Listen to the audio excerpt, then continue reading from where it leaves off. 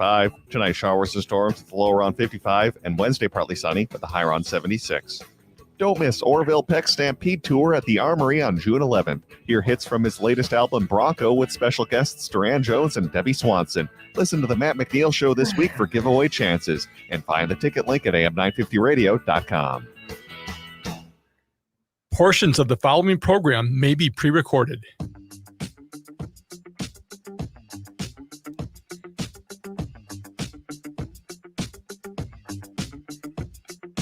Broadcasting live on AM 950, the Progressive Voice of Minnesota, as well as in the evenings on WCPT 820, Chicago's Progressive Talk. It is the Matt McNeil Show for your Tuesday. Good to have you with us today. Patrick Cooligan from the Minnesota Reformer joining us in the 4 o'clock hour. But I am just tickled pink here because Patty Vasquez is kind enough to join us. You hear her in Minneapolis in the 9 p.m. hour, of course, in Chicago, 5 to 7 down there on the drive home. And my besties, it was kind of joining today. Hey. Hello. Happy Monday. Happy Tuesday. Oh, jeez. I am off. I had the day off yesterday, so technically this is my beginning of the week. Oh, I'm the same way. And I'm already having troubles when I'm just on a normal week anyway. I mean, if you watch me on the show and I say, there's always a quick little millisecond of, Tuesday. All right, there it is, Tuesday. So same, totally same. I am, by the way, I'm joining you from Los Angeles, just so you know, this is not my beautiful home. This is for those watching. Yeah, I'm visiting friends out here. So and I hope you're having a good time out there. I wanted to have. I'm having all my favorites on to go through the spike the football moment here of Trump getting found guilty and every Republican wetting themselves. So, it's so crazy. Well, last Thursday we were doing the show, and I'm thinking we're sending the jury home, and it happens. When you heard all counts guilty, talk about what you went through there? I was surprised. I mean, because here I thought that that when they asked for the note, they asked for testimony from Pecker, from Cohen, and then they asked for the jury instructions. I thought something was happening. I thought that they were like arguing and trying to select what they could convict on. I thought it was going to be a hung jury. I think that was my instinct. So I was flabbergasted. I was stunned. And then, I mean, this, how quickly the trolls, the rage, I mean, they just started filling up everything that I like, not even just that day and our reaction to it, but going back weeks, like they're just looking for people to attack, the crying, the screaming, for people who told us to honor the system. When Kyle Rittenhouse was convicted, they're like, honor the jury. And like, we let that, I mean, like there are protests, but we let it go. We're like, all right, that's the way that worked out. But they're like, no, this is rigged. The judge is can't be impartial. But how do you not just question the process? And it's happening over and over again. The people surrounding him who've been indicted, who have been prosecuted and found guilty, many of whom have been imprisoned. I like the disconnect from reality and the truth is staggering. It really is. It is amazing to watch how all of them got in line. That it wasn't just the Marjorie Taylor Greens and the Lauren Boeberts. The Speaker Johnson is out there. The Senate leadership is out there, all talking about somehow some star chamber control thing of, that Biden controlling the New York state government, and the court system. And basically that somehow, knowing he was going to be president, he was going to win the election in 2020, started this investigation in 2018. Right. And so, there's just no level of, I mean, I've always said this. I said, these people do not want reality. They want their narrative validated. Yes. And so when something butts up against it, like Trump's guilty of 34 counts because he tried to pay off a porn star and keep it quiet so he could win the election in 2016. When that happens, all of a sudden it just has to, the entire psychosis, the id of the Republican Party has to scream, it's not true. And that's just it. I agree. And, I went like that day when they were, they said this is entirely political. If he wasn't, they never went after him for other things. Only I checked and he's been the defendant in civil cases in hundreds. There are over 4,000 cases because, he also sues, but there have been hundreds of cases where he's been the defendant going back decades. So they can all spare me with it's, no, he's always been a horrible person and you have fallen for it. Some of them are not, they haven't fallen for it. Some of them are committed to the lies, to the deceitfulness, to wanting to impose their values, whether it's racism or Christian nationalism or whatever it is. They are committed to it no matter what form. He's their Trojan horse. They all just pile in, get through the gates, and do what they want, which is what they did with the judges. They refuse to acknowledge that this has been he has been a horrible human being for as long. I mean, his father being a slumlord and racist, and he was raised in it. He's covered in the muck, and they walk up to him and they're like, "We want some of that. Rub up. We want to rub up all against that muck. We make us as slippery as possible with you." Okay, so something you'll appreciate. So this morning I'm walking my dog, and there is a neighbor couple. They just had a new baby. Great. Oh. And I remember when that was like, and when I my 3 kids, and you wanted so much, no matter what you were doing beforehand, it didn't matter. You wanted to be there when your child experienced the sun for the first time, or the wind, or a dog, or the tree, and all this stuff. And it's so much fun. Donald Trump dumped his kid and ran to a porn star. And I just sort of, at what point do you kind of wrap your inability to wrap your mind around the fact that this is there in every town in America, there are guys like this. Yeah. And we all know them and we all despise them and we all mock them. Yet this guy is running the president and they all worship him. And it is just amazing. It is, and I also feel bad for people who I feel bad for people who just fall for it, right? There are parts, there are people who, their religion, their way of life, they value it so much, and they feel like he's the right guy for that, and nothing else matters, right? They have tunnel vision to protect those ideals. And then there are people who willfully go along with this and spread the lies. I mean, so there are people I feel sorry for who fell for the grift. You've been tricked. Yeah. And I feel sorry for you that and the amount of money that he's raising, that they are contributing, that we know is going to go entirely to his legal fees, is going to hurt Republicans up and down the ballot now, because and look, there are Republican leaders, including in Illinois, who are saying, do not contribute to the RNC. It is not going to help us. It is we're going to suffer because of the way they're distributing the money, because Lara Trump's been very honest. It's all going to be to get him into office. It is crazy town. It really is. I can't wrap my mind around it. And I was really disappointed with Georgia, by the way, how long it's going to take to decide whether to remove. It's they're trying their best to run. There are still people there trying to run cover for him. Go to Larry Hogan out in Maryland. Now, I have a friend who used to work for him, and he sort of said, this is like the most moderate Republican I've ever worked with. He comes on out. He's running for Senate out in Maryland. He comes on out and said, we need to respect the judicial system. That's all he said. He is persona non grata now within the Republican Party. They can't stand him. Yep. And Laura Trump actually took time to say he's the worst kind of person. This is not, we don't have to talk any longer about fascist dictators.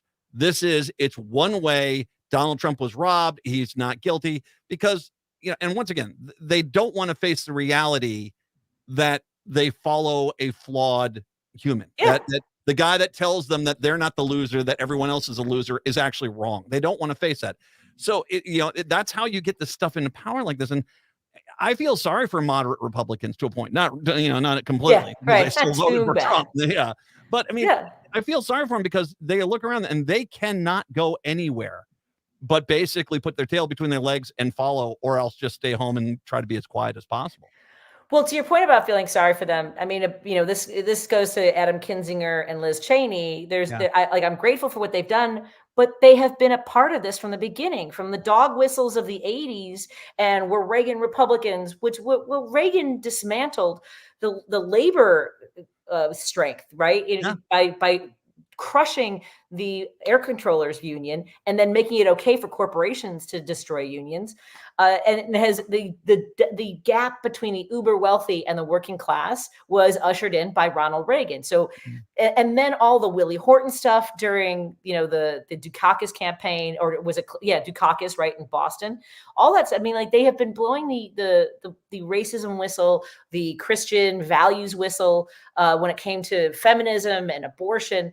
They've been a part of this. They have created this monster. and I appreciate those that want to, go back and try to find some way to harness what they intended.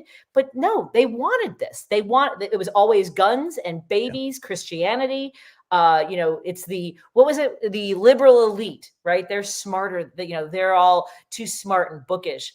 Well, I mean, I don't want to, go after what liberals could and should have done. But, in the face of what they were doing, we did the best that we could, at least. Yeah.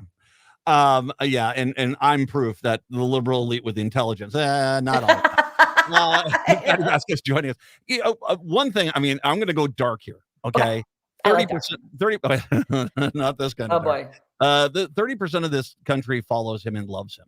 And I think that they are willing to go down these lines. I have noticed a definite change in rhetoric. Yep. Talk about, we have to fight civil wars. We have to use our guns. We have to do these things. This is coming from the right now. I think that when you talk about the racists and the Christian nationalists, they realize they are closer than they've ever been in this country to taking control and never giving it back. And I think that's the end game here, is that if they don't think they can win, they're going to do anything in their power to overthrow the government at this point. And also, to your point about the rhetoric, I'm also seeing a lot more biblical references to retaliation, revenge, and wrath, and people that that I knew for years that we didn't agree, but people that I had been friends with, and then became friendly, and then became not. I can't be in the same room. They're unhinged. I mean, I know I'm wearing a shirt that says "unhinged woman," but they're off the deep end this week, because in the posts that I'm getting, the threats of violence, the absolute sheer hatred, and they don't see it. Like I said earlier, that disconnect between logic and reason and just decent humanity is staggering. It's shocking, for sure. Well, and I think that it's, like I said, we've never been closer. I mean, there have been fringe elements. I mean, besides, obviously, the Civil War was the one time this country imploded, and that was slavery. But when you're talking about, evil people with a personal agenda, usually it's like the Whiskey Rebellion or something like that. It's beaten back fairly quickly. Right. This is, I mean, I have a bad feeling this is going to haunt us for decades. Oh, it already definitely will, because of the Supreme Court. I'm sure there's something I could point to, or other people could, that predates Citizens United, but we can track a lot of this to Citizens United and the power that corporations and billionaires have over our political system. Just in the last few days, there's a Twitter account. I know there's a Twitter account called More Perfect Union, and they track so many of the ways corporations are destroying the middle class and working people's lives. Yeah. Patty Vasquez is kind enough to join us from Los Angeles as we're talking Trump. When we come on back, I want to talk about the Republicans imploding on abortion, and I've got a funny story for you to start that off with. 952-946-6205, 952-946-6205. Let's take a break on your Tuesday. It's the Matt McNeil Show. Through the night, for every kiss, your beauty. I'm JP Debragosian, host of The Gaily Show, celebrating LGBTQ culture and entertainment in Minnesota and beyond. Coming up on June 11th, Orville Peck's Stampede Tour will be at the Armory in Minneapolis. Orville Peck, everyone's favorite masked gay cowboy, is out with a new duets album where, among other songs, he sings with Willie Nelson. They perform a cover of Cowboys Are Frequently Secretly Fond of Each Other. He also sings with Elton John. They do a remake of Saturday Night's All Right. You can get your tickets for Orville Peck's Stampede Tour at armorymn.com. Doors open at 5:30. Show starts at 7. I would not wait. I'm buying these tickets. Local author Patrick Nathan's newest novel, The Future Was Color, is out June 4th. This highly anticipated novel is the Los Angeles Review of Books Book of the Summer. The Future Was Color has been on a number of most anticipated lists, and it is finally here. The novel follows George Curtis, who writes horror movies and 1950s Hollywood. He is navigating the McCarthy-era studio system and relationships with closeted men on Sunset Boulevard. But when a famous actress gives George a writing residency at her house in Malibu, his whole world is blasted open. You can hear more about The Future Was Color from my interview with Patrick. It's Hello, available now exclamation on point. I'm hoping to schedule an am950radio.com appointment for or on your Declan favorite for this podcast streaming Thursday app. at 3:15. Speaking of interviews, this Saturday on The Gaily Show, I have author Brent Love, also a former Twin Cities resident. His new memoir, Leap, debuts this month.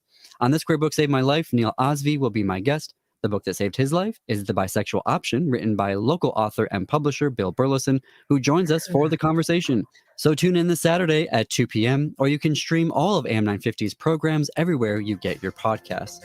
For now, enjoy this hour of The Matt McNeil Show. Good to see you here too, exclamation point.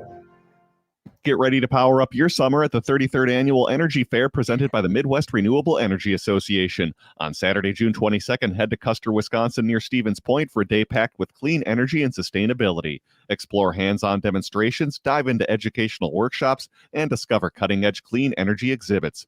Don't miss the chance to tour the MREA's energy storage facility. Plus, there's more than just green energy. Indulge in sustainable food options, groove to live music, and enjoy family-friendly fun.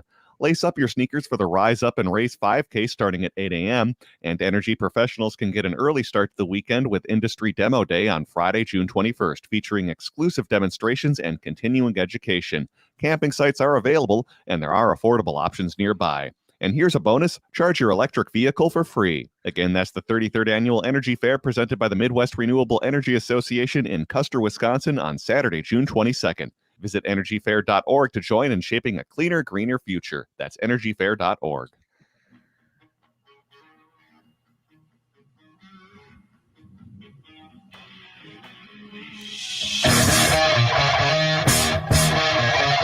It's the Matt McNeil Show with Patty Vasquez, kind enough to join us once again, 9 p.m. tonight here on AM 950 in the afternoons in Chicago, 5 to 7 weeknights. It is a fantastic drive time show if you've not ever had the chance to enjoy that. If you're an MSP, get down to Chicago, make sure you're listening to that. And Chicago, get up here. We're having fun. 9 p.m. here in town. I'll give shout out to Minocqua Brewing. They got that's where you got that great shirt.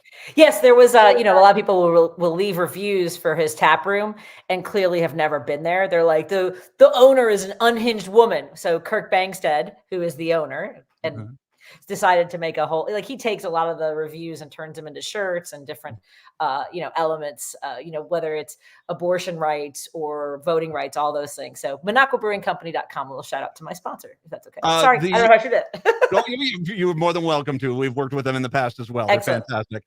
Okay, so I had a person come to me, and just a right-wing person, all upset, all angry, because all you Democrats have given up the ghost. Look at you. You're all for abortion rights now. And I'm like, okay, so wait a second. You kicked the door open. You told us to go in through the door. We did. And now you're angry at us because of your actions? It is amazing to me. They clearly, I had the story yesterday. South Dakota's got a ballot initiative. It's leading by 20 points in South Dakota to enshrine abortion rights, to undo what Kristi Noem's abortion restrictions there. Wow. So you've got, this is one of those things where, they caught the dog that caught the car. They don't know what to do with it. And so all they can do is just scream at us and act like we're somehow inferior because they were too stupid to realize what they were about to do. Well, and the thing is, and to your point about how these are doing these resolutions and referendums in Missouri, they needed 180,000 signatures to get on the ballot to protect abortion rights. They've collected over 360,000, I think, more than double. So that shows you the energy behind that. And then places like Texas they want to put the idea of capital punishment for women who have abortions. So what they're saying is, if you are raped and you want to make sure that you take care of yourself, the punishment for an abortion is worse than what the person who raped you would receive. Like, make this make sense, folks? No, they can't. Well, and that is, and I just read a story today from CBS News about, the woman, unfortunately they lost their child, and the nightmare scenario that they had to go through with multiple doctors, multiple hospitals, because the laws are so vague that even if you have a fetus with no heartbeat, that there's no way that you really can, abort that, even though the fetus is dead, you're going to die if this doesn't get out. And they basically said, have you thought about going to New Mexico? And that's isn't that crazy? So Yes. I recently traveled by Amtrak to New Orleans, and it was I fell asleep like somewhere in Indiana, and I woke up in Mississippi, and it struck me that every state I had traveled through, if I was younger and still of childbearing age, how unsafe I would be. Let's say one, if I was sexually assaulted and my ability to take care of myself would be hindered. But what if I was pregnant and had a medical emergency? And the idea that I would not be able to get care where I was is just astounding to me. And to assume that, and to force women who maybe, whether it's financial or, when you need that kind of care, you also need to recover. So now you have to recover in New Mexico, not surrounded by the people who might support you at home, maybe take care of the other kids that you have, help you just bring a casserole dish, just the things that we do to uplift each other. It's, I hate this so much. I hate this timeline so much, Matt. I really do. Well, you have what, Missouri, Tennessee, I think Alabama all put forward arguments that, and none of these have passed because obviously it gets struck down pretty quick, to prevent pregnant women from leaving the state. Right. That it is the Handmaid's Tale. I mean, it's this insanity, all by white elderly men. Yeah. All by elderly white men. And and the women who support that. I mentioned earlier my friend who was posting Deuteronomy quotes about revenge and wrath. Like, she's out of her mind. She's one of these people who thinks that Michelle Obama is a man. Like, what the thing, and you know what I really hate about this too, all these QAnon people, especially like the guy yesterday who was in the Fauci hearings and mocking him behind his back, right? That Jan 6 guy, like even when presented with the truth, there's never like, oh yeah, I was wrong about that. Like, I have a friend, let's call him Tim because that's his name, Slagle. And he like, I remember in Clinton, when Clinton was running, Hillary Clinton, he said, oh, if you look at the pictures, she's clearly sick. She's got a white spot on her tongue. She's got cancer. She's terminal. Well, here we are freaking 8 years later. And like no semblance of like, well, I was wrong about, is it possible you could be wrong about, I don't know, everything. Yeah. I know that, like, look, here's the thing. And that's the thing. It's one of our strengths, but it also is what has given them so much ground, is that when we are confronted with the facts, when there's something that contrasts with what we believed, we are, for the most part, willing to go, oh, thank you for correcting me. I will now act appropriately. And they don't do that. They are so committed to their lies that they can't. Anyway. Well, and until you get it out either into a court or out in the public, which brings up Florida, because they're going to have, we talked about South Dakota as a 20-point swing. Florida is going to have an abortion amendment on their ballot. The psychos down there, the Republican Party, have all of a sudden changed their tone and dynamic, and they're not really talking about abortion anymore. They very quickly, because they know Rick Scott barely won election down there, and they know as well that this is an issue that motivates particularly Republican women to go out there and vote. And they're seeing the writing on the wall. I'm hoping Florida goes away. I think it's going to go.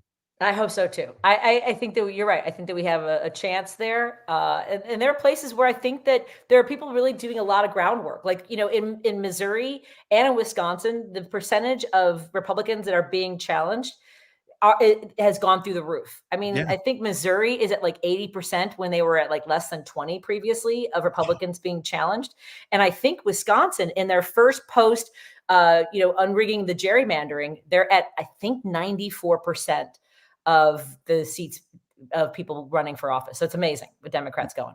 Well, and that's how we did it in Minnesota. Oh, it's exactly how we did it in Minnesota. You basically, even if it's a deep red district, if they have to spend money, if they have to defend themselves, it helps everywhere down the ticket. The reason why Minnesota has the trifecta right now is because we had great DFL candidates out in these rural districts running, and basically it helped the other districts across the board. Yeah, thank you, DFL. We love DFL. We want more of that, please. Amazing. So, I'm going to ask Chicago. I'm presuming you guys have a huge Pride event coming up here. Yes, we have our big Pride event. It's the last Sunday of the month. We're going to be WCPT. We'll be in the parade. I had a dream last night, Matt, that I was in a verbal altercation with somebody. Long story about that, but I dreamt that I missed the parade. And I was so devastated. I was heartbroken. I don't know if you remember the episode of Joey from, Friends, where Joey misses. He's supposed to be on the parade with all the people from his soap opera. That's how I felt. I was like, oh. in my dream. So I will definitely be there. I'm going to be there like camping out the night before to make sure I make it. It's All right. spectacular in Chicago. You know, I might have to head on down. Of course, we got ours about the same time, so we'll have to figure this out. But yes, we got to see each other again. I miss you, dear. Next week, I won't be able to see you because we don't do video as well as you guys do, but maybe next Monday or Tuesday. Sound good? Patty Vasquez, once again, 9 p.m. tonight here on AM 950. Of course, 5 to 7 in the afternoons on WCPT 820. Patty, all my best. Travel safe back to Chicago, okay? Thank you. Love you, Matt. Love you, Minnesota. Bye. We'll take a break. Come back. It's the Matt McNeil Show. Mama said, fulfill the prophecy, be something great. Hi, it's Matt McNeil. Listen to the Matt McNeil Show from 3 until 5 weekday afternoons here on the progressive voice of Minnesota, AM 950 KTNF, St. Louis Park, Minneapolis, St. Paul. Greg Bakken here. Like you, I love good, fresh, delicious food. So I want to tell you about this treasure in Roseville called Maverick's Real Roast Beef. Maverick's has the best roast beef sandwiches I've ever had. Made fresh, every order. Add fries or onion rings dropped in the fryer when ordered, and you have a winning combination. Maverick's Real Roast Beef has a lot more than roast beef, so check out their website, mavericksbeef.com, or check out their restaurant on Lexington in Roseville. Hey, it's Patrick. The summer is finally here, and it's time to take advantage of Zero Res's best deal of the summer. Every surface in your home can be Zero Resified, so it's time to call my cleaning heroes at Zero Res and get 3 rooms Zero Resified starting at just $129. It's also a great time to get $75 off any air duct cleaning. An air duct cleaning will help alleviate those summer allergies and asthma. You'll enjoy less dust, lower energy bills, and your home will stay cleaner longer. Zero Res is the best choice for your home or business because vacuuming is not sufficient to maintain the cleanliness and lifespan of your carpets, period. Again, this month for your home, that's 3 rooms of carpet Zero Resified starting at $129 and $75 off any air duct cleaning. Call 952-ZERO-RES or go to ZeroResMinnesota.com and say you want the AM 950 special. Zero Res. For the past decade, Four Sisters Farmers Market has been working to bring healthy and affordable food to Indigenous communities and surrounding neighborhoods. Join the celebration for opening day, June 6th, from 11 a.m. to 3 p.m. They'll have over a dozen vendors, like the new Powwow Grounds food truck, Fry Bread Factory, and music by Afro-Indigenous artist James Harbin. Four Sisters Farmers Market in Minneapolis is opening on Thursday, June 6th from 11 to 3. Discover more on their social media accounts.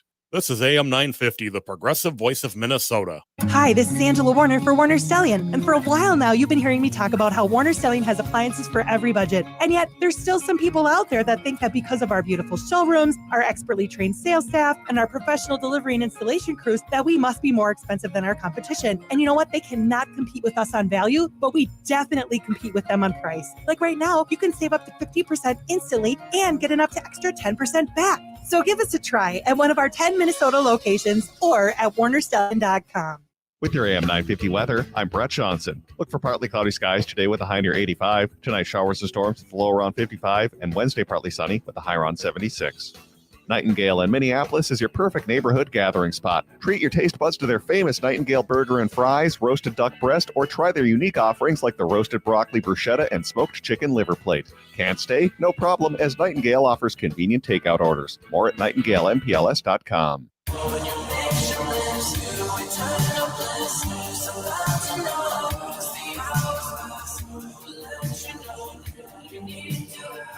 It is the Matt McNeil Show in the evenings on WCPT 820 Chicago's Progressive Talk and AM 950, the Progressive Voice of Minnesota. Good to have you with us today. I got to tell you, Penny Vasquez. I love Chicago. I love being in your city. Your city is awesome. It's so freaking awesome. It really is. I think meeting Patty and being able to do her show live was probably one of my favorite things I did down there. She is so bright, bubbly, smart, wickedly intelligent, and just so quick. I mean, I adore her. I mean, she's just a gem, and I'm glad she's on both the stations that I'm on too, because I mean, more people need to hear Patty. More people need to hear Patty. It is just that simple. 952-946-6205, 952-946-6205. Patrick, how are we today? We didn't get a chance to say hello before we got Patty on the air. Things are going just peachy today. I mean, there's a lot of news that's going on today. I mean, for the first time in a few days, it's not, we haven't been hammered with Trump per se, although there's, the hearings, the Fauci hearing yesterday, and then the Merrick Garland hearing today, and where they basically, they used it as a stunt, here. But I actually want to bring up something that I caught last night. And if you haven't caught it, the Daily Show with Jon Stewart, when he is on, he is spectacular. And last night he went off on the news media.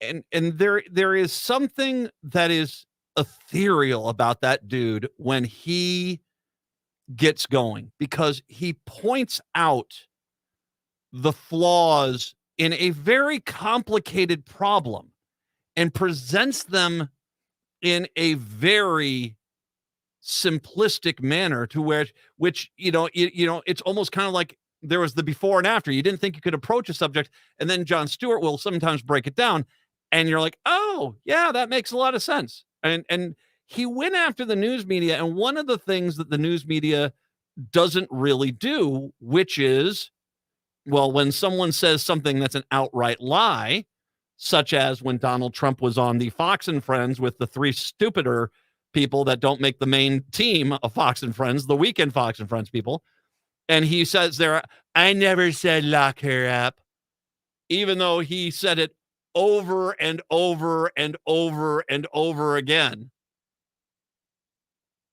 was his entire thing. That not one of them had the audacity to say, well, wait a second here, sir, with all due respect, I understand you might not be rethinking it now, but you did say this numerous times. And it'd be easy just to sort of sit there and say this is Fox News' problem, but Stewart last night did a little segment where basically all the news media does today is ask specific questions about potential hypothetical future scenarios. Well, if the election happens, will you accept the results? Will your support for Donald Trump waver if he's convicted of a crime? That sort of thing, where that's not really journalism. That's just, fantasizing about a dream date, for God's sakes. Sitting there, oh God, wouldn't it be great if this could happen?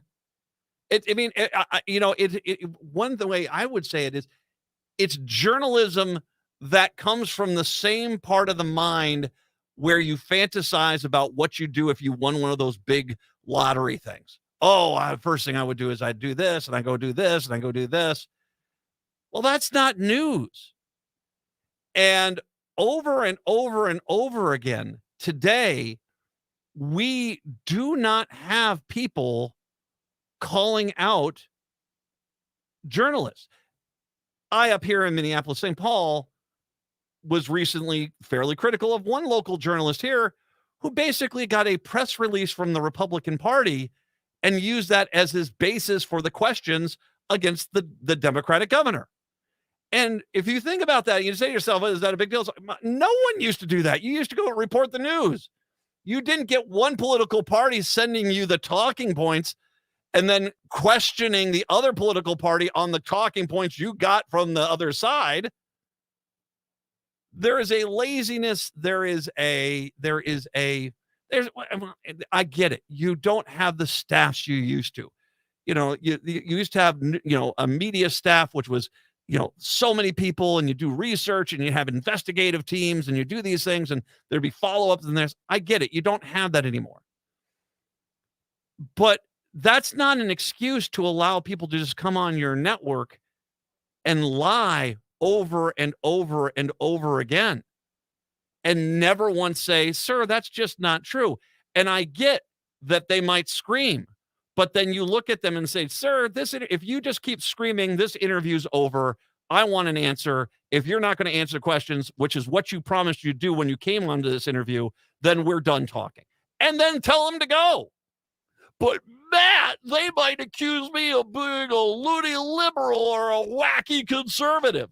It doesn't matter. That's not your job to make them feel welcome. Your job is to get answers and find out what is actually going on. That's called journalism. And the fact that I, the trained chimp of a radio host, have to kind of remind people of this all the time. And Jon Stewart last night reminded these people once again. I mean, not only do I think the Republicans are terrified of Jon Stewart coming back and doing his show as much as he has, I think the news media itself is terrified because he so quickly can see through the falsities. I mean, I remember when he went on Crossfire and absolutely annihilated that show to their faces. What are you guys doing? Every issue is not a one side or the other. Stop it. And he was exactly right. The news media in this country has got a lot of problems. And there are good news journalists. I can tell you about 20 or 30 of them. If you're in Chicago, you ever want to read the Minnesota Reformer, that's Patrick Cooligan's coming up in my next hour. Fantastic. The Reformer does a great job. There are local, reporters up here in the Twin Cities. Brianna Bierschbach, Susan Dew, Andy Mannix is fantastic. Dear God, Andy Mannix deserves his own investigative team, for God's sakes. You get people at the Sahan Journal, stuff like that. That are really good. That are really good journalists. But the problem is they're generally in alt form. Not all of them, but they're in alt form or not in traditional where the mainstream journalism is.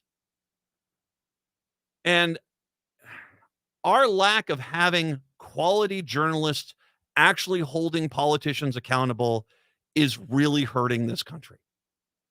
And whether that's by design, as in Fox News, which not only tries their hardest to make Democrats look bad, but does their hardest to basically bury stories. I talked about 2,000 Mules.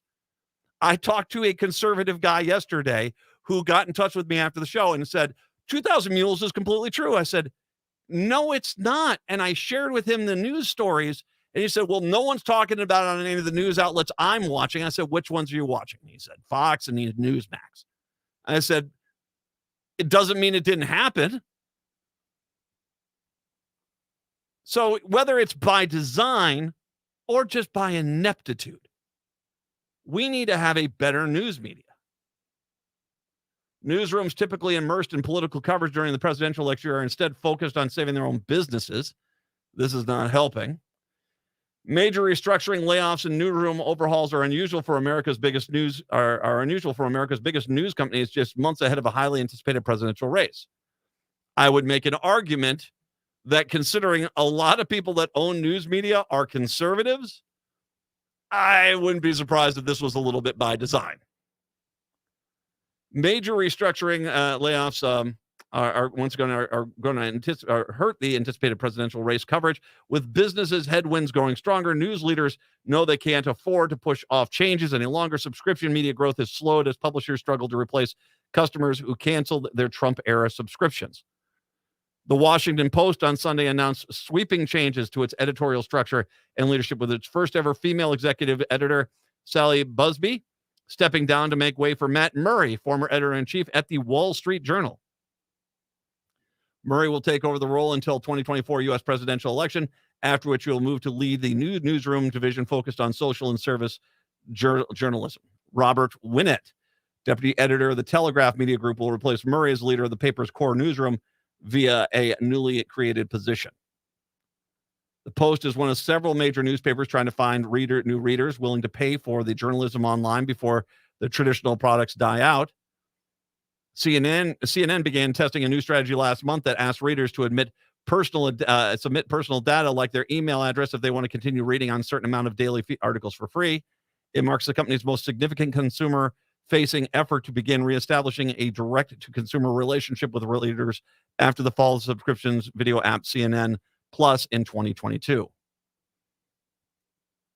The Wall Street Journal, similar, has undergone massive changes to its editorial structure under new editor Emma Tucker, including layoffs announced last week. On Wednesday, the paper introduced a new multi-million-dollar brand advertising campaign geared towards broadening the journal's subscriber appeal to a wider set of business professionals, not just finance investors or C-suite executives. ABC News president Kim Goodwin, the first Black woman to lead a major news division, stepped down in May after staffers began to lose confidence in her leadership. Disney executive Deborah O'Connell will lead the news division for the time being, a Disney executive. And nothing against Miss O'Connell, but, that would have never happened in the past. I mean, that just wouldn't. Washington Post CEO Will Lewis became under intense fire after staff meeting on Monday after a sudden announcement around Busby's departure. At one point, he told the paper staff, "We are losing large amounts of money. Your audience has halved in recent years. People are not reading your stuff. You can't sugarcoat it anymore." More American media companies are focused on consumer revenue amid a weak advertising market and increasing threats from AI. To do so, many are trying to recruit executives with experience managing paywall newsrooms. That often comes at the expense of diversity, and in many cases includes a focus on British talent. The newsroom leaders of the Wall Street Journal and Bloomberg Nerds are currently all British, hailing from the News Corp titles. And The Economist, the Washington Post, will join the list by the end of the year. The other business side, the Post Lewis, a longtime News Corp executive, is British, as are his newly installed chief growth. I don't know why Britain is doing so well there, but it's the death of the news. Because once again, and we talked about this with Patty, and I've been talking about this for a while, Republicans don't want news. They want their opinions validated. And if you dare say something that's wrong, as I mentioned with Patty Vasquez, Larry Hogan, the Republican out in Maryland, who said we should trust that needs to be destroyed. And they have successfully done this. Because, frankly, if I can be blunt, it's the mutilation of the journalism product to serve the lowest common denominator. You used to write articles. I mean, you go back and watch the movie All the President's Men, and you watch the level and the extent of the work that the journalists did in that case to uncover Nixon's lies. Today, if that happened, when everyone around them would have said, well, we're not talking, and they would just come in and they're not talking, so there's no story here. And that's just the reality of it. Because you want, I don't want to say it's as blithe as which SpongeBob character are you kind of thing, but it's getting that way.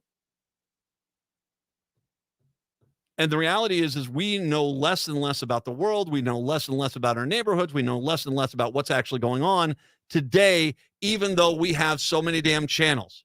Because the reality is most people are not willing to watch something that challenges their narrative. And so what does the news media do? What did Jon Stewart point out last night? They just ask a bunch of hypothetical questions about what could happen and act like that's journalism. It's not. And journalism is it's dying, and it's dying a very painful to watch death. We'll take a break, come back. It's the Matt McNeil Show. Before you take your vehicle out on that summer road trip, take your vehicle in for service at Rudy Luther Toyota. Drive in and experience the incredibly cool Hunter Quick Check Drive inspection service, which will tell you the status of your tire treads. Whether it's routine maintenance or a special project, the service team at Rudy Luther Toyota will take care of your vehicle. Check their website for their current service specials. Great service, great value, and you're on that road trip. Schedule your service today at Rudy Luther Toyota, 5 miles west of Minneapolis on 394. Hi, Penny here from Nightingale in Minneapolis. Exciting news. During the warmer months, we're extending our charm to the patio. Imagine savoring your favorite dishes outside, surrounded by the lively energy of South Minneapolis near 26th and Lindale. And guess what? Nightingale's patio is not just a dining space. It's also dog-friendly. Craft cocktails, curated wines, and half-price bottles of wine on Mondays are still part of the deal. Open daily 5 p.m. to 1 a.m. with a full menu until midnight. Join us at Nightingale, where good times and great flavors come together. One of the best things about living in Golden Valley is that it celebrates the LGBTQIA plus community. Did you know that Golden Valley has more LGBTQIA plus households per capita than any city in Minnesota? Did you also know that the Golden Valley Pride Festival was the first suburban pride festival in Minnesota? On Saturday, June 8th, go to Brookview Park at 200 Brookview Parkway in Golden Valley for the 6th annual Golden Valley Pride Festival from noon to 6. The festival highlights our LGBTQIA plus families, their friends and allies in the spirit of promoting greater understanding of the rich and growing diversity of Golden Valley and surrounding suburban communities. The event will feature 2 stages with live performances, food vendors, kids' activities, a beer, wine, and cider tent, as well as more than 100 community business and sponsor tents and exhibitors. Go to goldenvalleypride.com for more information. That's goldenvalleypride.com. Golden Valley Pride, Saturday, June 8th. Experience the vibrant celebration of Twin Cities Pride at W Minneapolis, the Fauchet's second annual Queer Me Out speaker panel event on June 4th. Queer Me Out is an internationally recognized speaker series that aims to expand support of equality and acceptance. At the June 4th event, explore the vibrant history of Twin Cities Pride from its 1972 beginnings to its inclusive evolution today, envisioning a future of progress. Some of the esteemed panelists include moderator Nina D'Angelo, LGBTQ plus author and historian Zaylor Stout, professional wrestler Devin Monroe, founder of the Minnesota Lesbian Community Organizing Oral History Project Lisa Vocoli, and queer and disabled activist Becca Bailey. Plus, there's more than just the panel. Connect with local queer-owned businesses, artists, and brands, forging connections that break boundaries. Join Queer Me Out to discover the vibrant history of Twin Cities Pride and its LGBTQ plus movement. Be part of the conversation, shaping a more inclusive world. Again, that's June 4th at the W Minneapolis at the Fauchet. Find details on the ticket link at am950radio.com. It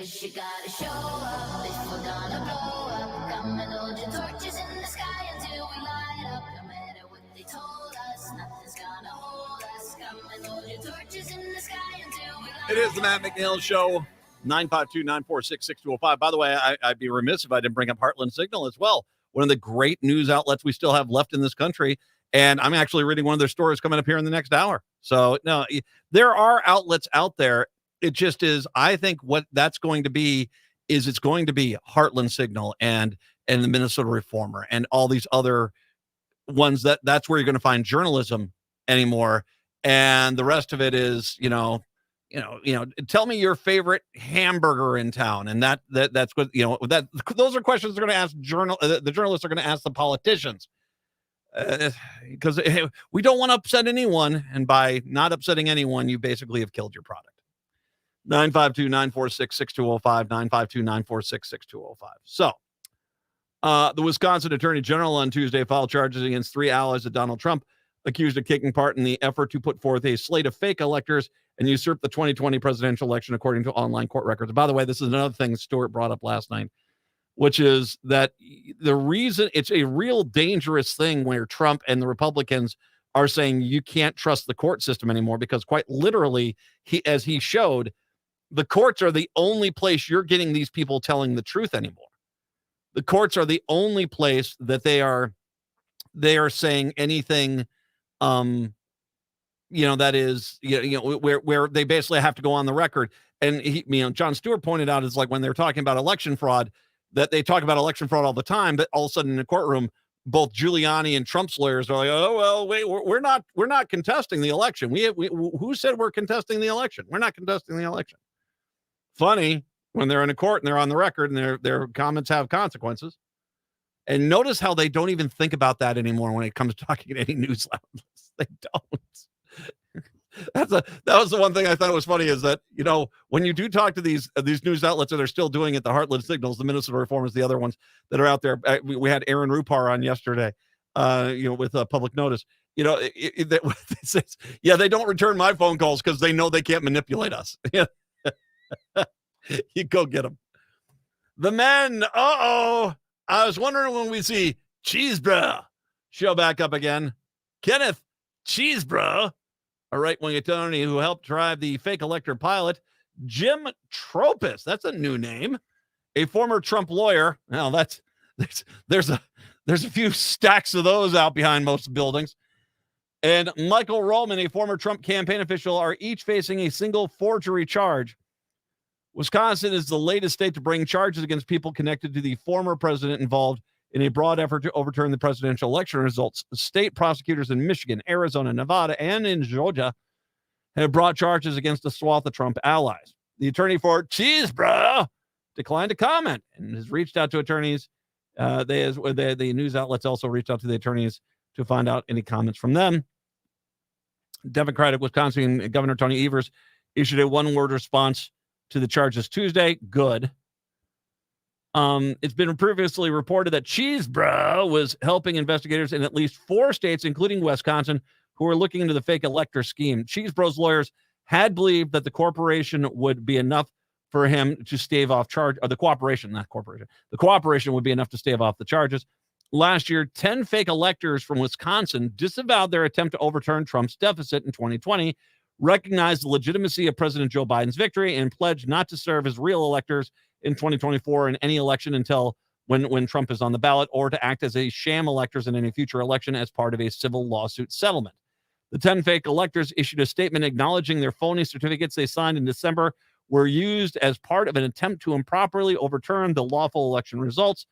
We hereby reaffirm that Joseph Biden won the 2020 presidential election, and we were not duly elected presidential electors for the state of Wisconsin in 2020 presidential election, says a portion of the statement. We oppose any attempt to undermine the public's faith in the ultimate results of the 2020 presidential election. The fact that these are forgery charges, did I read that correctly? They're facing a single forgery charge, goes back to another element of this, which is, and I'm not making excuses, all these people, like I said, they were all furious that they kind of got caught. I mean, they all are. But there clearly was a lot of lying going on, and that's what I believe these charges are for, is that they tricked people into doing this and to carrying these fake electors as a way to try to once again overthrow the government of the United States. The fact that we don't have people saying it like that, which it was, they attempted to overthrow the government of the United States. And yeah, so I mean, I hope these people face jail time. Cheesebro, once again, is once you get them to flipping one, and like he's like Cirque du Soleil. He's flipping all over the place, man. I feel sorry. Wisconsin and Minnesota at one point in 2010 faced a very similar potential future. And what saved Minnesota from becoming like Wisconsin was a third party that took just enough votes away from the Republicans that Tom Emmer, the large jar of Elmer's glue, that Tom Emmer lost the governor's race to, at that point, Mark Dayton. And the Democrats took control of the state, whereas in Wisconsin, little Scotty Walker came into power with his little commando unit and basically jerry-rigged the living daylights out of that state to basically allow 30% of the population to control 70% of the seats. And don't fool yourself. What the Republicans did with the gerrymandering in Wisconsin was science. They went block by block to make sure they basically were able to pull that off. And now that it's being undone, thank God, things are looking better there. I'm glad they are starting to change, because Wisconsin used to be somewhat normal. It used to be. And to watch the Republicans violate it so badly has been very hard. And, like I said, I think it's changing now. The fact that the Democrats are challenging in every freaking race in that state, or most of them, is a really good sign, because that will pay dividends down the road. Same thing goes Illinois, Minnesota. If your Democratic Party is not running candidates in every race, they need to be, and make sure you get on them to make sure that happens. Chicago, have a good one. We are back on a Wednesday. Minneapolis, St. Paul, hour 2 up next. Hi, this is Frank Brown, owner of Minuteman Press Uptown, Minnesota's only minority-owned union printing company. We have big news. We've moved to North Minneapolis. Why did you move? As a Black business owner, I wanted to be part of the North Minneapolis community to provide jobs. Are there other reasons you moved there? We have bigger new equipment and outgrew the other location. What kind of new equipment do you have?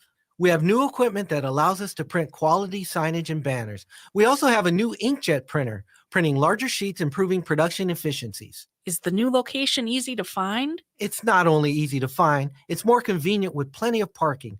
We are now located on Washington Avenue North off I-94 and the Dowling exit. So do you still print everything? We print more than everything. We have over 175 Google reviews with a 5-star rating. Call 612-870-0777 or visit mpuptown.com. That's mpuptown.com. We print everything. The Tom Hartman Show. Now that's Smart Radio, AM 950, KTNF, St. Louis Park, Minneapolis, St. Paul, the progressive voice of Minnesota. AP News. I'm Ed Donahue. President Biden says because Congress won't act, he's taking executive action on immigration. Today, I'm announcing actions to bar migrants who cross our southern border unlawfully from receiving asylum. Senior officials say the order will go into effect when the number of border encounters between ports of entry hits 2,500 per day. Republicans in Congress rejected an immigration reform bill after it was rejected by Donald Trump. Doing nothing is not an option. We have to act. We must act consistent with both our law and our values as Americans. South Carolina Republican Senator Lindsey Graham says Trump has a better immigration plan. I talked to President Trump this morning, and he says this is a scam and people will see through it. I think he's dead right. The nation's top law enforcement official is rebuking Republicans for what he says are unprecedented and baseless attacks against the Justice Department. In unusually strong terms, Attorney General Merrick Garland forcefully defended his department during a moment when it's prosecuting both a former president and the sitting president's son. During a House hearing, he condemned Republican claims that the Biden administration was behind Donald Trump's state court conviction last week. That conspiracy theory is an attack on the judicial process itself. Trump and other Republicans, like Ohio's Jim Jordan, claim President Biden has weaponized the Justice Department to target Trump. Many Americans believe there's now a double standard in our justice system. They believe that because there is. Garland pushed back, saying GOP efforts to bash the department and hold him in contempt will not work. I will not be intimidated. Sagar Magani, Washington. Felony forgery charges have been filed in Wisconsin against 2 attorneys and an aide who helped submit paperwork falsely saying Donald Trump won the battleground state in 2020. The Dow finished up 140 points. This is AP News. Give mommy a kiss. She ate a fly for breakfast. Almost daily, she coughs up a hairball. She's been known to bring home a bird, or 3, and her favorite toy smells like fish. Yet here you are, letting her lick your face for a really, really long time. We get it. You love her unconditionally. That's why Pets Best has customizable, affordable pet insurance plans, so you can protect the love of your life. Get peace of mind and a quote today at petsbest.com. Thanks for calling Discover. This is Diego. Hi, Diego. It's Jennifer Coolidge. I just want to say your cashback match makes me feel so special. It really inspired me. That's great. Doubling the cashback you've earned at the end of your first year is what we do. Well, I'm doubling everything now. Double dating, double dipping, double feature, double header, double whammy. Basically double or nothing. You earn, we match. Discover Cashback Match. See terms at discover.com/creditcard. Minnesota summers are the best. We get outdoors and enjoy the sun and fire up the barbecues. This is Chad, owner of AM 950, to tell you about the exterior construction company that I trust, Snap Construction. As great as Minnesota summers are, they also bring extreme weather, storms, and hail. Late last summer, we were hit with a string of severe weather, including hailstorms. Those storms damaged roofs across the metro. Most storm damage goes missed by the untrained eye. A lot of homeowners didn't get their roofs inspected for damage and could potentially be facing much larger issues down the road. Please take my advice and call the roofing specialist I trust, Snap Construction, to schedule a free roofing inspection. If your roof was damaged, they will work with you and your insurance company to fix it quickly and efficiently. Call Snap Construction today at 612-333-SNAP. That's 612-333-SNAP, or visit snapconstruction.com. Indeed knows a lot of small businesses took a hit recently and are busy trying to figure out plans for the future. So if you're hiring, it means finding the right people is more critical than ever before. Indeed will help you find the quality candidates you need, while only paying for what you need. Claim your $75 credit to get more quality candidates fast when you post your first job at Indeed.com/high impact. That's Indeed.com/high impact. Terms and conditions apply. With your AM 950 weather, I'm Brett Johnson. Look for partly cloudy skies today with a high near 85. Tonight, showers and storms with a low around 55. And Wednesday, partly sunny with a high around 76. Don't miss Orville Peck Stampede Tour at the Armory on June 11th. Hear hits from his latest album, Bronco, with special guests Duran Jones and Debbie Swanson. Listen to the Matt McNeil Show this week for giveaway chances. And find the ticket link at am950radio.com. Portions of the following program may be pre-recorded.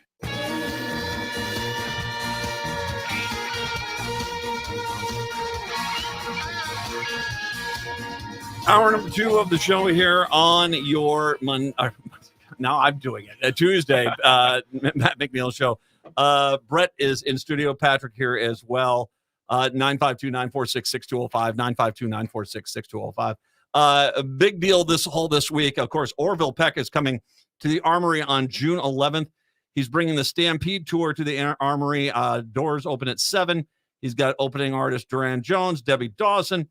We are giving away pairs of tickets every day this week. Gave away some tickets yesterday. We've got more tickets to give away today. Listen for your chance to call in. You can win some tickets to Orville Peck. I'm a huge fan of Orville Peck. He's very good. Absolutely. And we're giving away so many great tickets to all these events around town. Check him out in Orville Peck. I had a chance to hear a little bit of his music. I wasn't familiar prior to then, and I think he's worth checking out. Yeah, you have to have kids who are in a certain age. It's like I knew about Orville Peck when they were watching a video from, was it Kimmel or Colbert? One of the two. I'm like, who is this? And yeah, very good, very good. We've got a problem in sports again. Just one? Oh, this is not Minnesota sports. Okay, this is all sports, and it is huge. San Diego Padres infielder. How do you say this guy's name? Well, he's not going to be playing very much longer. Marcano. He has been banned for life by Major League Baseball for betting on baseball games. And apparently was with the Pittsburgh Pirates last year, and he was betting on Pirates games while he played for them. Which is as well as announcing his punishment. The Major League Baseball also on Tuesday banned 4 other baseball players for a year apiece for violating the betting rules. According to a Major League Baseball investigator, he placed 387 baseball bets, including 231 Major League Baseball related ones, over 2 periods in 2020 and 2023. See, his problem is he didn't have an interpreter he could blame for it. That's you get an interpreter, they're invaluable. It's like, oh, me? I mean, no, it was my interpreter who was betting millions of dollars without my knowledge. It helps if you're a superstar and not some scrub no one's ever heard of, too, that can be the fall guy in the example person. Nothing gets rid of a gambling addiction like a close call like that, does it? Yeah. We have no idea if he was. Anyway. This is basically placed all these bets as a member of the Pittsburgh Pirates. While he was on the injured list, he gambled more than $150,000 in baseball, with $87,319 of that on Major League Baseball bets. Major League Baseball investigation found that 25 of those bets included Pirates games while he's assigned to be a Major League club. The probe found that all of his bets were on which club, the Pirates or their opponent, would win the game, or whether there would be more or less than a certain number of runs scored in the game. So obviously, I mean, and this week, now we're getting into the Pete Rose territory, because remember, he got busted for betting on games he managed for the Cincinnati Reds. The idea that the outcome is in question is what is the difference between Major League Baseball and any professional sport and the WWE.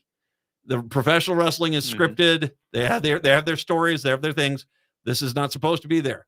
The entire concept of the game. This is why when someone says to me, back in the day when Daryl Strawberry, or was it Oil Can Boyd? Oil Can Boyd got banned for 2 years because of drug use, or for a minimal amount of drug use. It was like 2 months or something like that. And so, well, why is this? He's doing this horrible thing. Why is he doing this? Because what he's doing only hurts him.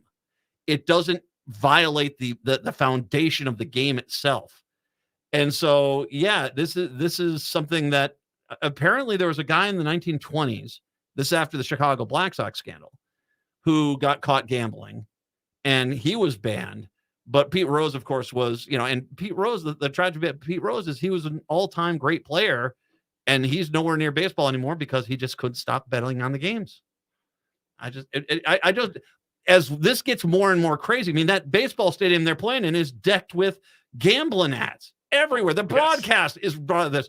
Everything is the whole thing. I mean, you look at the big jumbotron. What's on there? It's the odds over under. They put it all up there, man. Or even watching NBA playoff broadcasts. I've heard announcers talking about that during the game as well. You can bet on the games and say, I'm thinking maybe this will happen. Yeah, it's everywhere, so it shouldn't be a surprise that this is happening. They're going to have to bust someone big at some point, though, for this to really have an impact, because this guy will it, though? Will it? I don't think it will. I'm going to make an argument. I would bet in the 4 major sports, NHL, NFL, Major League Baseball, NBA. I would bet at least 5% of the athletes are placing bets on games and violating their gambling policy. And they're doing it through, fake accounts on gambling apps and stuff like this, and doing this. I have zero doubt of it, because they didn't even think about the reason why we separated this out. The reason why there was no sports teams in Vegas forever was because they didn't want these two paths to cross.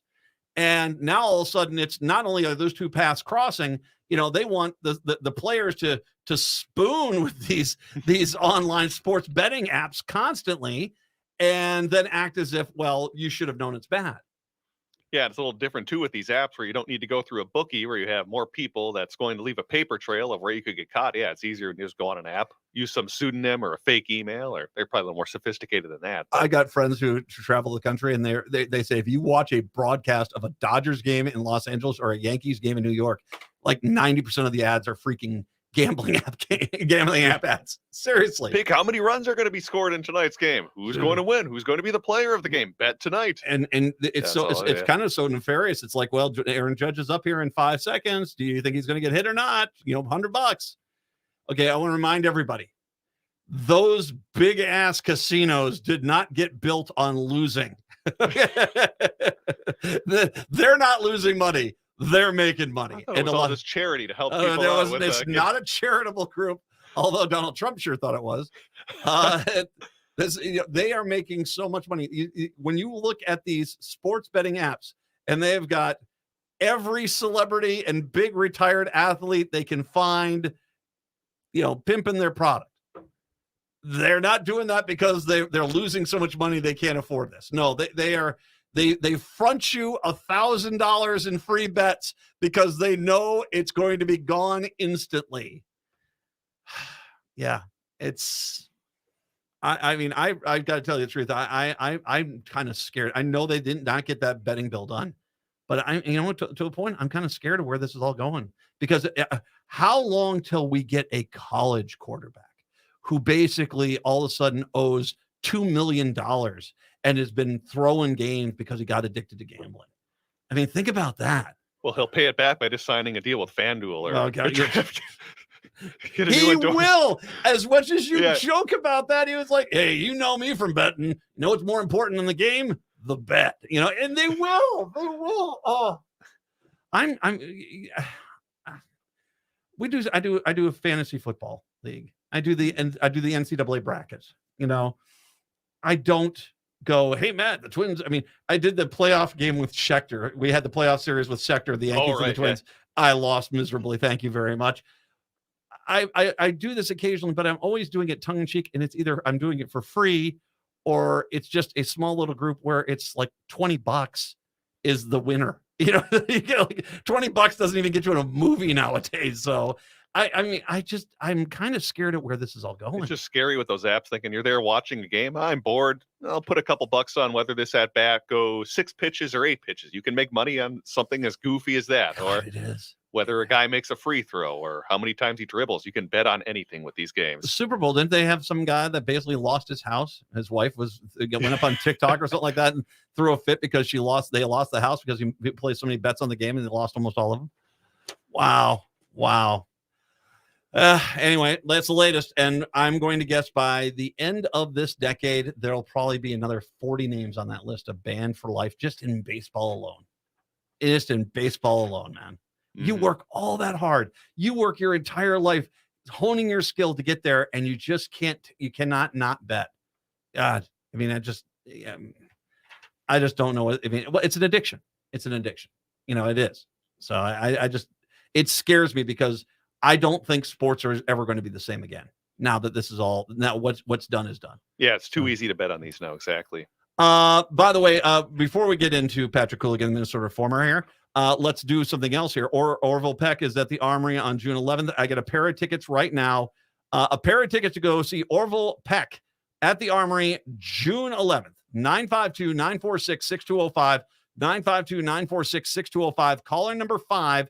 You will get those tickets to go see Orville Peck. 952-946-6205. Good luck with that. What are you and Patrick talking about? Yeah, two main topics we're talking about today, and they've been the two ones that have been in the news. One is Mary Moriarty and her controversy with Governor Tim Walz in that case, and how Moriarty is leveling some accusations against Walz that he's not as friendly to people who are LGBTQ. So we're going to be talking about that controversy, as well as feeding our future and just that bonkers story of potentially having a juror trying to get paid off. Well, that's the accusation, someone trying to pay off the juror, but we're going to be talking about that more in the interview. 952-946-6205, 952-946-6205. Caller 5 gets the Orville Peck tickets. It's Brett with Patrick Cooligan from the Minnesota Reformer right now on AM 950. AM 950, the progressive voice of Minnesota. Brett Johnson with you here on a Tuesday afternoon. And as usual on Tuesdays, we are joined by the editor-in-chief of the Minnesota Reformer. That's Patrick Cooligan over at minnesotareformer.com. As we are going to be talking about some of the stories they've been working on and some other items that have been in the news recently. And today, mainly two topics we're going to be focusing on, including this absolutely crazy deliberation that's happening with the Feeding Our Future trial, including a juror possibly, being attempted to be bribed. We'll also be talking about some controversy between Governor Tim Walz and Hennepin County Attorney Mary Moriarty. Patrick, thanks so much for coming back on the show. Appreciate it. Always a pleasure. Absolutely. So let's start off talking about Feeding Our Future, because a juror in that case was excused yesterday after prosecutors said an unidentified individual went to that juror's house on Sunday night and offered a bag of cash containing about $120,000 if this juror voted for acquittal. Assistant U.S. Attorney Joseph Thompson said in an open court document that a woman in a Mazda drove to the juror's home in Spring Lake Park, left the bag of cash at her father-in-law, and said there will be another bag tomorrow if she voted to acquit the 7 defendants. The juror rightfully called 911 immediately after, and the FBI came to retrieve the money. The remaining jurors have all been questioned by the judge whether they had been contacted in a similar matter, and none said they had. But boy, Patrick, this is something that seems like it's coming straight out of like a legal or a spy thriller. I mean, this is something I've not heard of happening very often, at least in real life. What's your reaction to this just crazy story getting even weirder with Feeding Our Future in this trial? Yeah, our reporter, Dina Winter, who's been at the trial most days for several weeks. And I'll tell you, when she told me she wanted to be there most days, I was not entirely supportive because I just didn't want her to miss out on other stories while she was at the courthouse. But she was obviously right and made the right decision because it's been really a fascinating trial. And that was before Monday morning. She actually texted me on very early Monday morning, told me that she'd received a text from a courthouse source who said, "Get here, you're not going to believe it."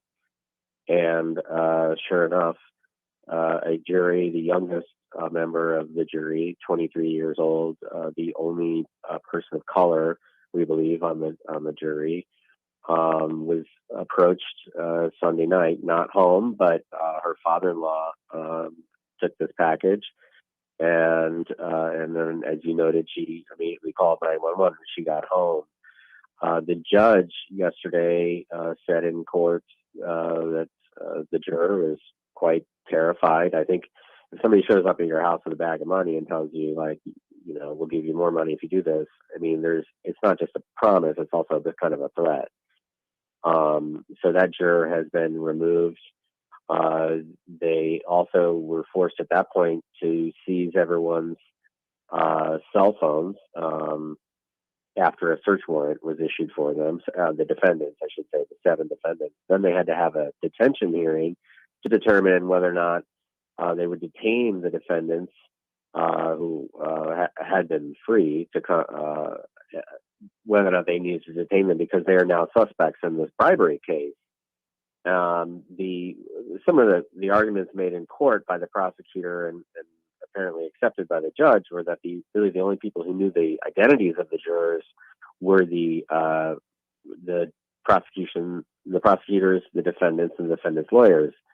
And so therefore, it made sense to detain the defendants as part of this new bribery case.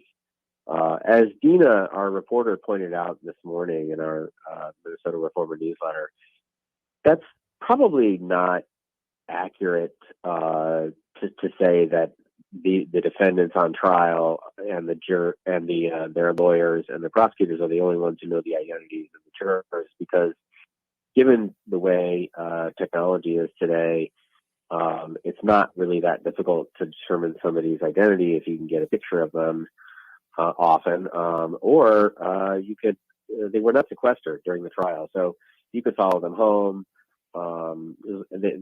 Use all kinds of ways that you could find out the identity of a juror, and once you know the identity of a juror, you get their address pretty easily, or vice versa. If you were to follow them home, you got their address, you probably get their identity. So, to me, I think there's a much wider pool of possible suspects in the bribery case. And mind you, I'm not an investigator, but I think just common sense would tell us that it's not just these defendants, because remember, there's 63 other defendants in this case so far. A number of them have already pleaded guilty. One has left the country, but you've got a lot of people who are waiting for trial, and they have a lot on the line here, because I think if there's going to be convictions in this case, you're likely to see a lot more cooperation going forward from defendants and other suspects, because other people could be indicted. It was a $250 million scheme. The current defendants are only accused, I think, of taking or misusing $49 million. So there's other defendants, there's other suspects, there's pretty high-profile people. We know that, for instance, a Minneapolis City Councilman's wife was involved in the feeding her and the meals program. So she's not been charged. There's prominent people who have a lot on the line with this verdict, not because they themselves are on trial, but because if a guilty conviction comes down on these 7 defendants, or for preponderance of them, it doesn't look good for future defendants, if that makes sense. Well, and to your point as well, I think you brought up a great aspect that while it could be someone in the courtroom, that's not necessarily the case, just because of the technology that you said's out there, where it could very easily be someone that wasn't in the courtroom. Are authorities broadening their investigation in terms of who made it, and to maybe someone who was outside the court? Because obviously, if you're the prosecutor, the judge in this case, you got to figure out who is the person that's attempting to bribe these jurors, because, well, you could essentially have a mistrial or something that completely throw a big wrench in this, which I'm sure is kind of what the defense wants, which would be a mistrial. But any ideas on who exactly they're looking for in terms of who could be trying to make these payments to the jurors? Well, I have a strong sense that they are really going to investigate this really forcefully and aggressively and quickly, because it really just strikes at the heart of the justice system. I have a contact in federal law enforcement in another state that I sent this to, and his response was just, "Oh, period, my period, God, period." I mean, it's just So it's just so crazy, and the kind of behavior that that undermines the entire legal system. And so I think they're going to take this very seriously. And it doesn't sound like the person who delivered the bag of money was super careful. They had a conversation at the door with the juror's father-in-law. We have a description of the person. We have a description of the car. We know it's a Mazda. If the juror's address had a Ring doorbell or any kind of surveillance, if a neighbor did, if anybody caught a license plate, this thing will get rolled up pretty quickly. They now have seized the phones of the defendants. The lead prosecutor in the case, noticed that as soon as he announced this in open court, one of the defendants started quickly typing away on his phone. That doesn't mean he's guilty, but certainly interesting behavior. And so now they seized the phones. They got the search warrant. They're going to be looking at all kinds of correspondence that was happening on those defendants' cell phones. So I'd be very surprised if this became a cold case. You can read more about Dina's great reporting on this over at MinnesotaReformer.com. That's MinnesotaReformer.com. And one final story I briefly want to touch on you about has to do with Hennepin County Attorney Mary Moriarty and DFL Governor Tim Walz, because Mary Moriarty attacked Governor Walz on Monday, accusing him of meddling in her prosecution of State Patrol Officer Ryan Lundgren, who shot and killed Ricky Cobb during a traffic stop on I-94 in Minneapolis last summer. She says it's because, quote, I'm a queer woman in this role, unquote. So before we get into this, into the dispute between Walz and Mary Moriarty, I'm just curious, what power would Governor Walz have to reassign this case? Because as I understand it, this was kind of the threat that was hanging over the head of Mary Moriarty, is that she might be removed from this case. She ultimately did decide to remove herself for the case, but ultimately the governor does have the power to do this at the county level, it sounds like. Yeah, he can take a case, and he's done that before in the past. And so I think there was already a bit of tension there. If you remember, there was a juvenile case that Moriarty came to a plea agreement. The family of the victim thought it was too lenient. The case went, the governor took it and gave it to Attorney General Keith Ellison. So he certainly has that power. And according to State Trooper Londrigan's attorney, on Tuesday he was approached by the governor's counsel, and they asked about a change of prosecutor, which I don't know. I found that a little unusual. But in any case, Moriarty says that none of that, which she called credible rumors of her being removed from the case, had anything to do with her decision to drop the charges. She says she dropped the charges because Londrigan's State Patrol trainer provided a declaration stating that he never trained Londrigan to refrain from physically extracting people from a running car, which is what set the whole events in motion last summer. So, there was going to be that evidence that he was acting according to his training. And then also that he felt that his partner on the other side of the car was in danger because Ricky Cobb was reaching for his gun. And so Moriarty says, well, that was new evidence, and that the body camera footage could not prove or disprove, but in any case, it would be a problem in court if he were to testify that he thought his partner's life was in danger because Ricky Cobb was reaching for his gun, and that's why he shot. So she dropped the charges. But it wasn't enough for her to just drop the charges. She went on quite a little media tour that started on Sunday night and continued into Monday, and she certainly hit Walz hard and claimed that Walz was kind of following the political winds on his decisions rather than what is proper legally and from a criminal justice standpoint. And I think that's a fair criticism to make. But then she also said that the reason that Walz's hostility was related to the fact that she's a queer woman, and this kind of brought a lot of blowback. Tim Walz was a founder of when he was a teacher at West Mankato High School of a Gay Straight Alliance group. He was, I think, the first advisor along with Glenn Walz. I talked to, when he was running for governor the first time, I talked to students there who said they were just such a great steadying presence for gay students. He ran on gay marriage in his first run for Congress in 2006, which people don't realize it now maybe, but that was a big deal at the time. I mean, George W. Bush had been reelected, some thought on the strength of his anti-gay marriage message in certain states. So here's Walz running in the first district in Minnesota.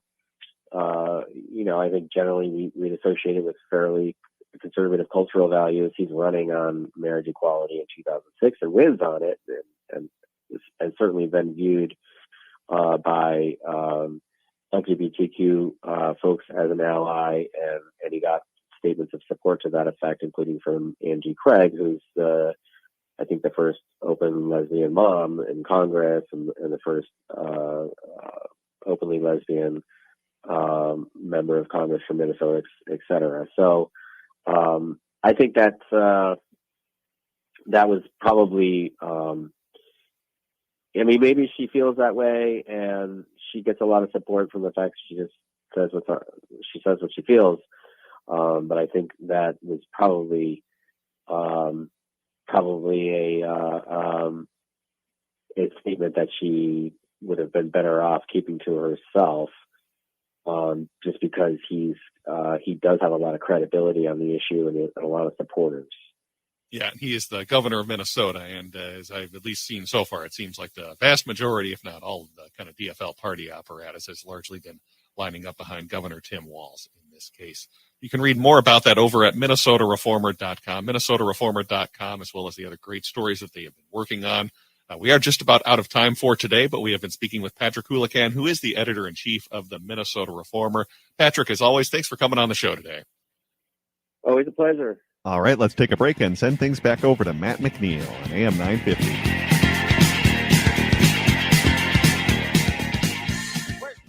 One of the best things about living in Golden Valley is that it celebrates the LGBTQIA plus community. Did you know that Golden Valley has more LGBTQIA plus households per capita than any city in Minnesota? Did you also know that the Golden Valley Pride Festival was the first suburban pride festival in Minnesota? On Saturday, June 8th, go to Brookview Park at 200 Brookview Parkway in Golden Valley for the 6th annual Golden Valley Pride Festival from noon to 6. The festival highlights our LGBTQIA plus families, their friends and allies in the spirit of promoting greater understanding of the rich and growing diversity of Golden Valley and surrounding suburban communities.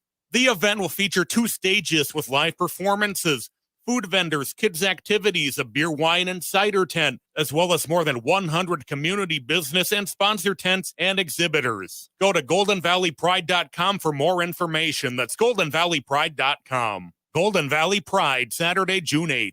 This is John Greenhut, and if your teeth are stained from coffee, tea, or smoking, Power Swabs is the answer. In 5 minutes, you'll see 2 shades whiter teeth, and in 7 days, 6 shades. Even better, there's no messy strips or trays that you'll have to leave in your mouth for an hour. Just swab your teeth for 5 minutes, and you're done. To try Power Swabs, call 1-800-679-0969. Your bright white smile will have your friends talking about how great you look. Try it risk-free. 1-800-679-0969. That's 1-800-679-0969.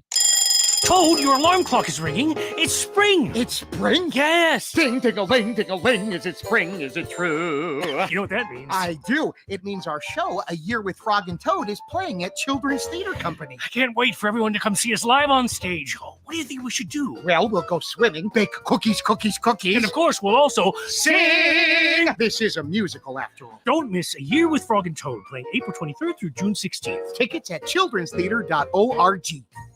Rudy Luther Toyota buys cars. How do I know? I did it myself with my old original Toyota Sienna. You can get cash for your used vehicle. Here's how it works. Go to rudyluthertoyota.com, click on the Luther Buys Cars tab, enter some basic information, and you'll get a good offer from Rudy Luther Toyota real fast. Then set up an appointment to bring in your vehicle, which usually takes about 20 minutes or less, and you'll get paid. It's really simple. They gave us a great offer for our used vehicle. Go to rudyluthertoyota.com for more information. Rudy Luther Toyota at 169 and 394 in Golden Valley. Experience the vibrant celebration of Twin Cities Pride at W Minneapolis, the Fauchet's second annual Queer Me Out speaker panel event on June 4th. Queer Me Out is an internationally recognized speaker series that aims to expand support of equality and acceptance. At the June 4th event, explore the vibrant history of Twin Cities Pride from its 1972 beginnings to its inclusive evolution today, envisioning a future of progress. Some of the esteemed panelists include moderator Nina D'Angelo, LGBTQ+ author and historian Zaylor Stout, professional wrestler Devin Monroe, founder of the Minnesota Lesbian Community Organizing Oral History Project Lisa Vocoli, and queer and disabled activist Becca Bailey. Plus, there's more than just the panel. Connect with local queer-owned businesses, artists, and brands, forging connections that break boundaries. Join Queer Me Out to discover the vibrant history of Twin Cities Pride and its LGBTQ+ movement. Be part of the conversation, shaping a more inclusive world. Again, that's June 4th at the W Minneapolis at the Fauchet. Find details on the ticket link at am950radio.com. Hi, I'm Mary T, inviting you to experience our integrative Mary T Health and Wellness Center, offering physical, occupational, speech, and lymphedema therapies. Experience our guided imagery, meditation, Tibetan medicine, dry needling, massage services, including cupping and oncology massage. Sign up for our free wellness screenings and learn more at marytwellness.com. All major health insurance providers are accepted. Come for therapy, experience wellness. Hey, it's Patrick. The summer is finally here, and it's time to take advantage of Zero Res's best deal of the summer. Every surface in your home can be Zero Resified, so it's time to call my cleaning heroes at Zero Res and get 3 rooms Zero Resified starting at just $129. It's also a great time to get $75 off any air duct cleaning. And air duct cleaning will help alleviate those summer allergies and asthma. You'll enjoy less dust, lower energy bills, and your home will stay cleaner longer. Zero Res is the best choice for your home or business because vacuuming is not sufficient to maintain the cleanliness and lifespan of your carpets, period. Again, this month for your home, that's 3 rooms of carpet Zero Resified starting at $129 and $75 off any air duct cleaning. Call 9520-RES or go to ZeroResMinnesota.com and say you want the AM 950 special. Zero Res. With a look at your AM 950 weather, I'm Patrick Lilia. Showers and thunderstorms tonight with a low of 56. More rain and storms possible Wednesday with a high of 76. Country star Orville Peck is bringing his Stampede Tour to the Armory in Minneapolis next Tuesday, June 11th. We're giving away tickets all this week on the Matt McNeil Show. Listen during the 4 p.m. hour for your chance to win.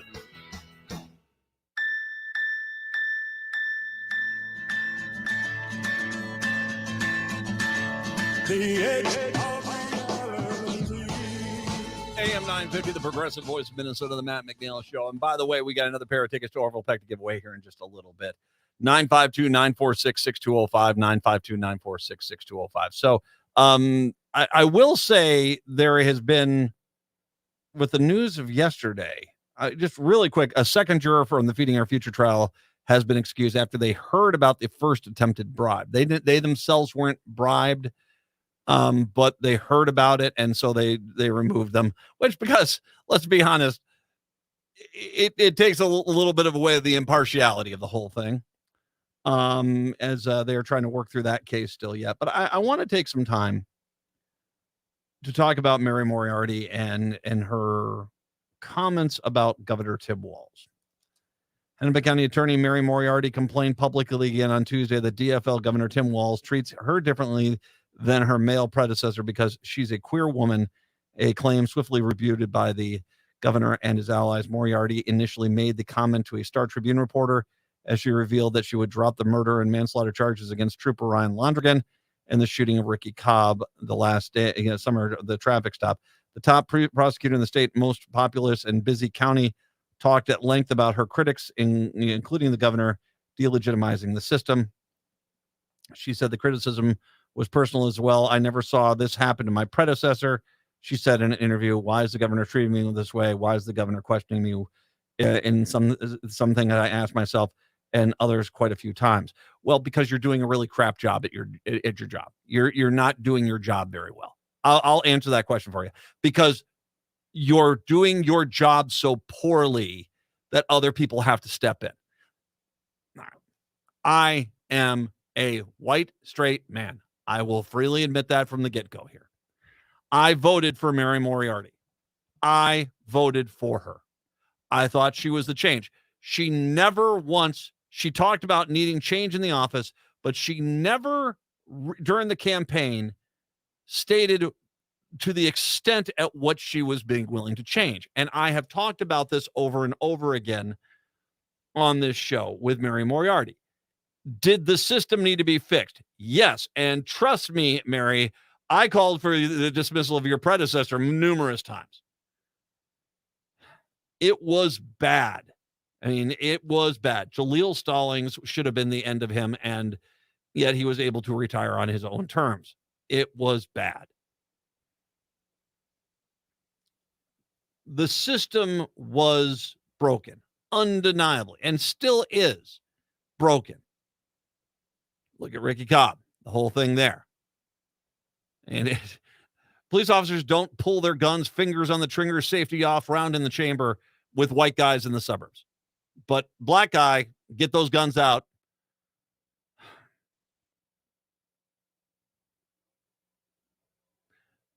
When you look at when she came in, and the first case was, or the first major case was, she wasn't going to charge the shooters in a case because they were young and their brains hadn't developed, and henceforth they were going to be sent home to watch Netflix and get DoorDash, and that's their punishment. That's where I was like, wait a second, what are you doing? What are you doing? You have a case, and I've said this before, and I don't want to, by the way, I don't want to hear this crap about brain size. No, they were the triggermen in a murder. I've had 3 15-year-olds. Not every time, none of them ever murdered anybody. I'm not saying that their crimes aren't a product of their environment, but there has to be punishment more than you pinky swear you're not going to murder anybody else. There's got to be more to that. There's got to be. The Mary Moriarty that took office was very different from the Mary Moriarty that campaigned. And it suddenly became this extreme. It was a county attorney via theory. And by the way, a theory that's being tested in other communities as well.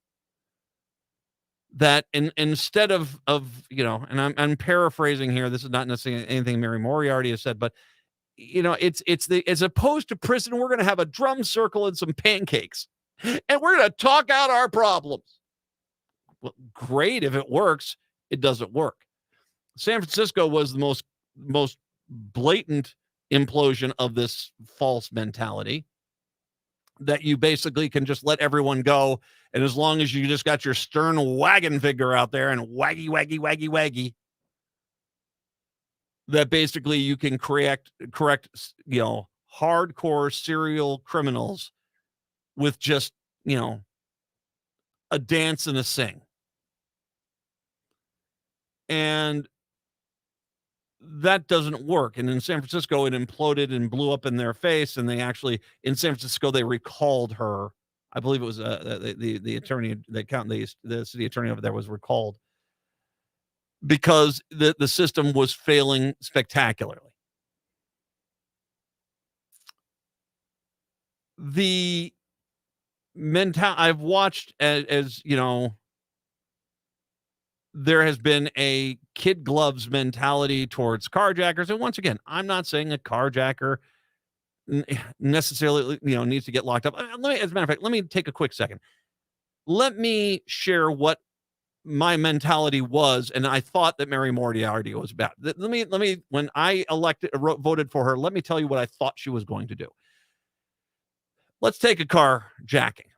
Say that there is a vehicle with 3 people in it, and 2 guys pull up, and one guy drives the car that they drove up in. The other guy jumps out, grabs the car, throws the guy out of that car, drives that car away, and they both drive away. The third guy is just someone sitting in the back seat of that car and was part of the crime because of their association, but really didn't partake in anything there. And we know this for a fact. Does that third person need to go to jail for a substantial period of time? Of course not. And as a matter of fact, if they truly didn't do anything, I don't know if it does us a lot of good to lock a person like that up for an extended period of time. It's not their responsibility per se to call the police and turn in their buddies. And so, but although you feel sad that this kid is getting into the wrong element, if they didn't do anything wrong, they should. That third kid probably shouldn't get prosecuted. Obviously, you prosecute the kid that stole the car. Obviously, you prosecute the getaway driver, but you don't necessarily have to do that. And so, as opposed to in the past where a kid like that, by just being in the car, would get 6 years in prison, I think that obviously you can make an argument that that's not doing a lot of good to anyone. There you go. Common sense. You have someone who's a serial burglar, someone who's shoplifting at stores, and because they're riddled with an addiction, they basically they don't have any other options, and so if they want food, they have to try to steal it, and that's the only thing they can. And you catch this person. Sure, after the 8th or 9th time, the person has to go to jail for a little bit because they've been stealing, but it doesn't have to be a life sentence. I mean, some of these states that are throwing people away forever and ever because of a Twinkie, I don't think that's doing anyone any good. But you put them in jail for 30, 60 days, and there's a mandatory drug treatment program that the person has to go through, and hopefully you can clean up that person's life. Once again, a punishment worthy of the crime. Not, 7 years in prison because you took some Fritos. So, and obviously we can go with I would like a Hennepin County attorney that wouldn't look at the Jaleel Stallings body cam footage and say, who the real problem here is? The guy getting beaten in the street. I mean, that's a no-brainer. So that's when I voted for Mary Moriarty. That's what I was kind of hoping for. Some common sense refrains, but not you murdered somebody? Well, your brain size isn't quite there. Jesus, really? I can't tell you how much I lost in support for her with that whole case. Then comes the Londrigan case. And once again, we can definitely talk about the fact that the state of Minnesota having legal summary executions doled out by police officers is not something, it's a good thing, and we should probably address that. But because Republicans wrote these laws the way they did, all a police officer has to do is say, I was scared. I was so scared. I was so scared. And there's no crime there. That's just the reality of it. And what I'm saying is that you should never, prosecuted Londrigan. You're not going to win that case. You were just, because the state law is there. And it seems as if you had prosecutors in your own office who basically wanted nothing to do with this case. You were having to try to hire some out-of-state legal firm to prosecute this case because my guess is you couldn't find anyone locally that was saying, yeah, I'm going to prosecute this case. And it got to a point where you, as the county attorney, being so ambivalent of the law in the state, which basically said all an officer has to do is say, I was scared. There you go. The fact that you just kept going down this road until Governor Walz had to basically start saying, okay, I'm going to intervene here. That tells me you missed. Your job is not to prosecute the world that you wish we had. It's to prosecute the world that we do have and make it not something which is abhorrently bigoted towards the Black community or the Native American community or the Hispanic community as it has been. Not do what you've been doing. Governor Tim Walz is an outstanding governor. If you look at the laundry list of bills he signed off on last year, reminder, the only one that he didn't was the Uber Lyft bill last year. He signed every single bill. Bills that backed up women's rights, backed up bills that backed up LGBTQ rights, over and over again. It wasn't just one bill. It was tons of bills that he passed showing support for women, showing support for the LGBTQ population. I get you're frustrated, but to accuse Governor Walz of something that just is not true is not going to win people over. Now, Governor Walz may not like you. Frankly, Mary, I don't like you that much anymore. But I don't like you because you seem somewhat incompetent at your job. And that's just the truth. I think Mary Moriarty should resign. I think that she came in with an agenda which was not only misguided, but unattainable. And now she's to the point where people making legitimate criticism. Once again, I'm not saying I feel as if what happened to Ricky Cobb at the hands of Londrigan was a good thing, but I'm also smart enough to understand the laws of the state and how in the hell this talking chimp in this radio station was able to sit here months ago and say, you're not going to file that. You're not going to win that case. You're not going to win that case. You're not going to win that case. How I can see it so clearly and yet you couldn't, I don't know. But I think it's you're blinded by your agenda, and now you're to the point where anyone being critical of your mismanagement of the Hennepin County Attorney's Office is now just, oh, they don't like me because I'm a woman or I'm queer or both. No, that's not true. Mary, I want you to resign, but I want you to resign because you just don't seem like you're a very good attorney. I'm sorry to be so blunt. I'm sorry it hurts. I'm sure you'll find 1,000 ways to criticize me because I'm saying it, but I just laid out exactly why you lost me. And once again, I want to remind you, 2 years ago, I voted for you. I voted for you, and you've lost me. 952-946-6205, 952-946-6205. Take a break. Come on back. It's the Matt McNeil Show here on your Tuesday. Get ready to power up your summer at the 33rd Annual Energy Fair presented by the Midwest Renewable Energy Association. On Saturday, June 22nd, head to Custer, Wisconsin near Stevens Point for a day packed with clean energy and sustainability. Explore hands-on demonstrations, dive into educational workshops, and discover cutting-edge clean energy exhibits.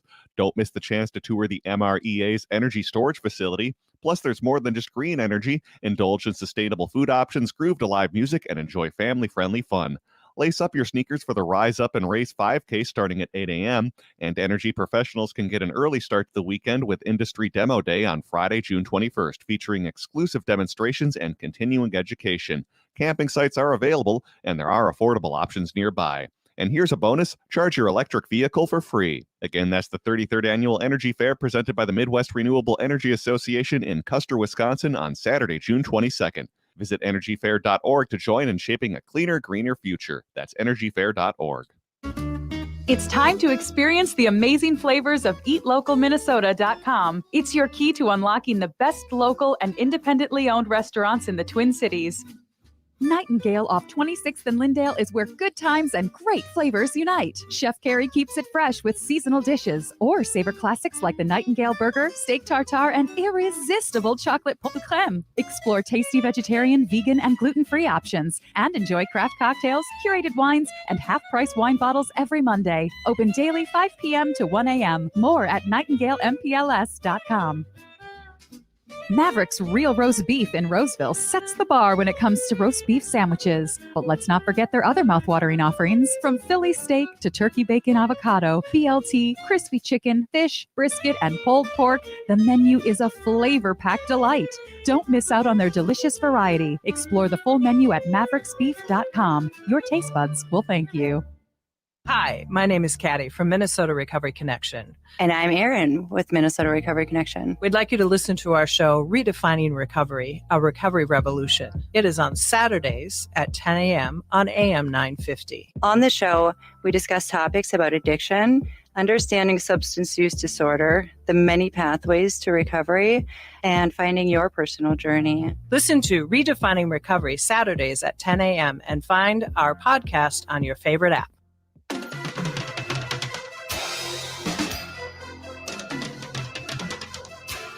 AM 950, the progressive voice of Minnesota. I got another pair of tickets to give away to Orville Peck at the Armory. Let's do this right now. 952-946-6205. 952-946-6205. Caller number 5. Caller number 5. You're going to get yourself a pair of tickets to go see Orville Peck at the Armory on June 11th. Good luck there. 952-946-6205. 952-946-6205. Minnesota GOP. This is a story from Heartland Signal I mentioned last hour I was going to read. They've endorsed the former basketball player and reactionary figure Royce White to try to unseat Amy Klobuchar, but the move, which will certainly pay towards the party's main base, could prove ineffective at actually winning an election. What is a long history of he has a long history of anti-Semitism, anti-LGBTQ sentiments, conspiracy theories, and misogyny. Additionally, the one-time NBA player is considered a protege of Trump whisperer and far-right mogul Steve Bannon, and hosts a show on Real America's Voice, the same channel Bannon broadcast his podcast from. And now, after the vote on the Minnesota GOP convention on May 19th, 67% of the convention goers selected White as their nominee in the state. White's only other electoral experience in 2022, he attempted to unseat Congresswoman Ilhan Omar. However, he lost the Republican primary by about 11 points. Before pivoting to the Republican Party, White is a prominent Minneapolis activist during the 2020 George Floyd protests. Since then, White became invested in the ideological messaging of right-wing intellectuals like Jordan Peterson, Alex Jones, and Glenn Beck. Intellectuals. They did use the in quotes on the intellectual term there. Absolutely. His current politics could be described as tinfoil hat populism, the journalist Eamon Wallen wrote in his definitive profile of White. He believes that actually is a great tinfoil hat populism. He believes that the Democrats, Bill Gates, the World Economic Forum, President Xi Jinping, the CCP, non-MAGA Republicans, George Soros, millennial purple-haired white liberal women, the Church of the LGBTQ, the National Basketball Association, and the various government agencies all act on behalf of the same global corporate community. Whalen expected Mother Jones. The NBA's in there? Such crank positions have manifested themselves predominantly on social media. Media Matters for America, a liberal watchdog group, compiled just a sample of White's virulent profanity and bigotry online. White is a prolific poster as well as a frequent guest on shows like InfoWars and Tucker Carlson. Additionally, White uses his own platform, a podcast called Please Call Me Crazy, to attack his perceived enemies. White has pushed the right-wing media conspiracy theories, including about the hammer attack on Paul Pelosi, the tragic Maui wildfires, and the 2020 election.